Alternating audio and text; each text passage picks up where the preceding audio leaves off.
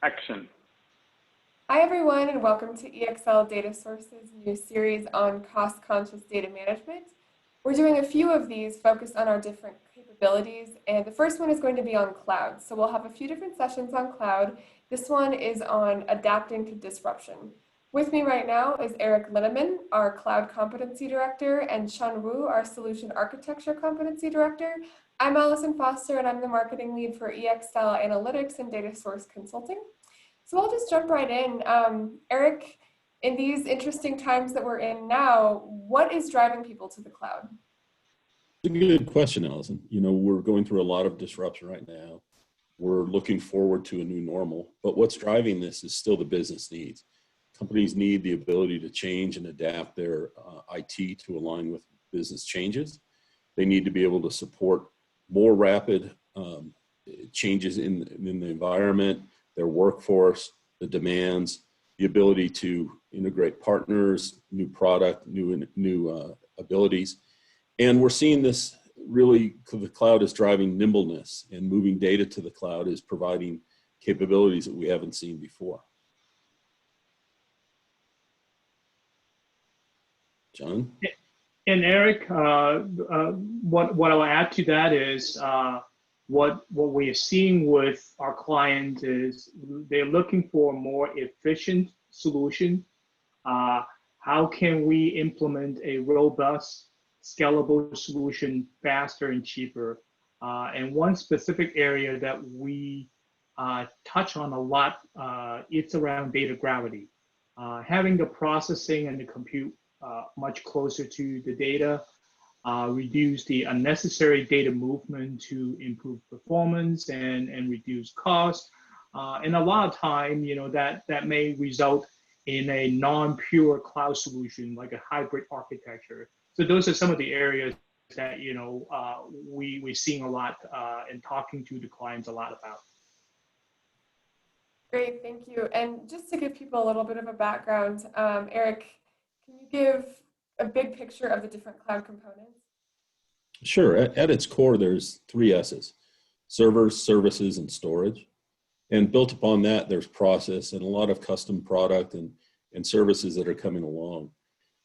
Layering on top of that, there's network, security, cost model, which we're going to talk about down the road, and other features and capabilities for availability, reliability, and elasticity of the solutions. All right, now kind of on the other side here, what are some of the pitfalls when moving to the cloud? Why don't I take that one, Allison? So some of the common pitfalls that we see are clients are making it too complex, trying to over-engineer their first step into the cloud. There's no need to dive headfirst with every single new technology and new offering from the cloud vendor on day one. Another common mistake that we see a lot is over provisioning of the services that they need. Instead of planning out for the next 2 to 3 years, like we typically do with building a data center, let's conduct a workload and cost planning exercise first. You know, and you can also try before you buy in the cloud. So that's another area that we see people make a mistake a lot. And then I would say the last common pitfall that we see is a lot of the normal IT hygiene and practice are being overlooked just because they're going into the cloud. For example, backup, data recovery, disaster recovery, monitoring and notifications. So I would say those are probably some of the top common pitfalls that we see. Eric, do you have anything else to add to that? Sure. There's a couple other things that come into play. You know, the cloud brings a different security model, and adapting to that, training people, getting folks skilled up to be able to work effectively in the cloud is important. But also be aware that there's resistance you'll find if people don't embrace the effort that's going on. And that can lead to shadow IT, which raises cost, complexity, and opens up vulnerability to security and just lack of trust in the data. So making the cloud migration an effort that's cohesive across the entire organization is critical to making it successful in the cloud. Right, thank you. Now, over the last few months, as everything has been changing, have you noticed any differences in the way that companies are implementing cloud in terms of their design and architecture? Any shortcuts due to budget? Yeah, we're seeing an urgency. Speed to market and more rapid return on investment is helping to drive the way that companies are approaching the cloud, looking at frameworks and reference architectures to reduce complexity and get a quicker, more positive result. We're also seeing more tolerance for technical risk, since cloud it doesn't involve that long-term contracted effort with a vendor.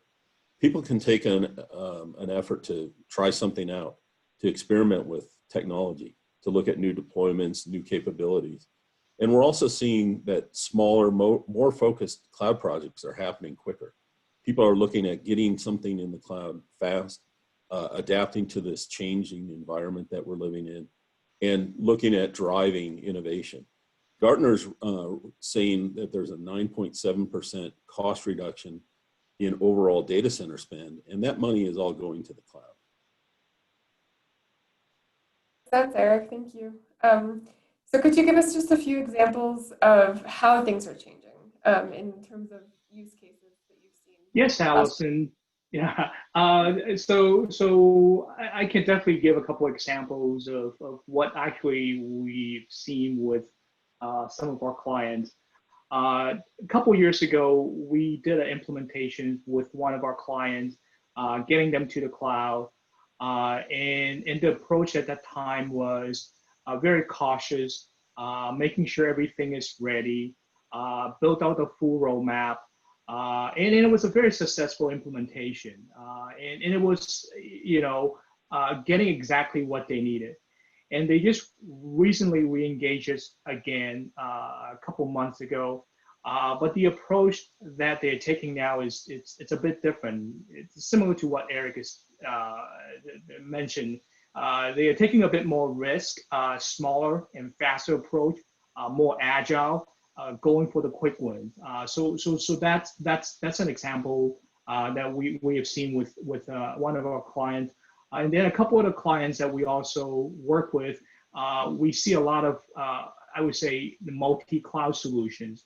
Rather than waiting for everything to be integrated, consolidated into one single place, we're seeing a lot more multi-cloud solutions, SaaS application integrations, and data integration across multiple cloud vendors.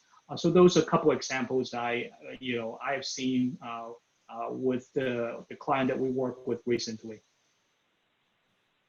Okay, great, thank you. And for both of you, actually, what do you each see happening in the market over the next few weeks and months for the biggest cloud players right now? So going into 2020, we've seen a slowdown in the percentage growth of the cloud, which is natural. The cloud's been growing at such a rapid pace for 10 years now that eventually it's going to reach that point where the growth is slowing. But we're seeing tremendous growth in some cloud services. For example, Zoom, which is up 355% revenue-wise this year. Our partner Snowflake, that is at 147% growth. My prediction is that coming out of COVID, we're going to see an acceleration of overall cloud spend as companies are looking at this new normal as an opportunity to modernize their platform, to move to the cloud, become more nimble, and align really with the ability to sustain disruptions, change, and new demands.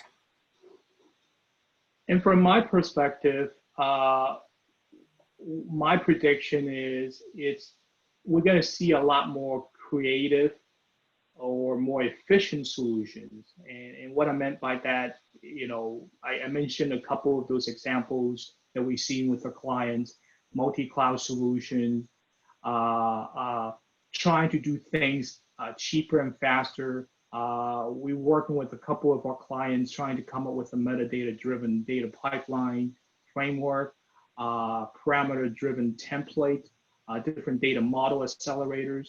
And all those are approved and examples of how we are trying to get things done faster and cheaper and more creative when it comes to solutioning of the problems and the architectures needed. Allison, we're also seeing that businesses recognizing some of the unavoidable costs of traditional IT that traditionally have been buried. Things going beyond just the lease, power, cooling, hardware, those kind of things. But also the effect that it has on the business, the lack of agility, the need to expand at a rate that they can't support with a traditional IT environment. We'll see more of that going forward. And we're going to see businesses looking and demanding more value out of IT than they've had before. Cloud gives them the capability of doing that if we do it the right way. The real question comes down to, what do business do with their IT staff in this new world? And rather than spending labor costs on keeping the lights on, which has been the model for the last 30 years, they really can pivot and turn those folks into more higher business value options, because they know the data, they know the process, they know how the business is working with this. And so rather than spending money on network engineers to keep servers running, those folks understand how the business uses that data and how their processes work, and work on optimizing that, driving insight, and using the technology that's in the cloud to really advance the business. And thank you, Eric. I think this was a great first session. Really good insights here. So for the audience, we hope you enjoyed it too. And if this is something that you're interested in continuing to learn further, you can click the link below and there's some downloadable content for you. And then keep an eye out over the next couple of weeks for our next session. And this one is going to be on the total cost of the cloud and introduction to cloud economics. So again, thank you both, and we will see you next time. Thank you. Thank you.